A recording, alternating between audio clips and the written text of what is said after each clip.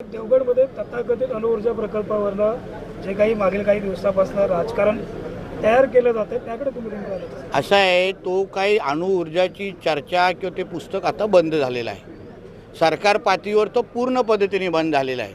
स्वतः आदरणीय मुख्यमंत्र्यांनी विधानसभेमध्ये आता काल जे काही आंदोलन झालं जलसमाधीमध्ये, त्याच्यामध्ये एक खासदार होते, एक माजी खासदार होते, माजी आमदार होते, माजी MLC आणि प्रत्येकजण लोकप्रतिनिधी आहेत. त्यांना प्रत्येकाला माहिती आहे सभागृहामध्ये जेव्हा काही मुख्यमंत्री बोलतात त्याला किती महत्त्व असतं, कारण उद्या ते कोर्टात ग्राह्य धरलं जातं.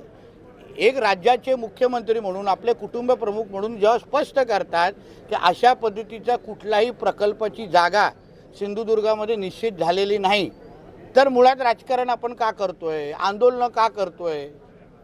अगर उद्या तो प्रकल्प येत असता तो विषय वेगळा होता ना. प्रकल्पच येत नाही आहे, ना पालकमंत्रीला माहिती, ना जिल्हाधिकाऱ्याला माहिती, ना SP ला माहिती, कोणालाच माहिती नाही.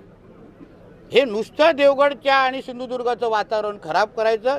नितेश राणे पालकमंत्री म्हणून जी काही कामं करतोय, जो काही विकास करू पाहतोय, वर्षानुवर्ष रखडलेले प्रकल्प मी सुरू करतोय, मटका जुगार हे सगळे धंदे बंद करतोय, या सगळ्याला पासून मला थांबवावं, माझ्यासाठी अडचणी निर्माण करायच्या, आणि म्हणून अशा पद्धतीचं खोटं पसरून जनसामान्यामध्ये माझ्याबद्दलची गैरसमज तयार करण्याचं घाणेरडं काम हे लोक करतायत. हे लोकांना माहिती आहे मैदानामध्ये नितेश राणेला हरू शकत नाहीत, त्याच्या कामाची स्पीड कमी करू शकत नाही, आणि म्हणून अशा पद्धतीचं खोटं नाटक काहीतरी पसरायचं, उगाच माझ्या देवगडचं आणि माझ्या सिंधुदुर्गाची प्रतिमा खराब करायची, एवढं त्यांचं एक कलमी कार्यक्रम. ताज्या अपडेट्स आणि ताज्या बातम्यांसाठी आजच सबस्क्राईब करा आपला सिंधुदुर्ग डिजिटल न्यूज चॅनेल.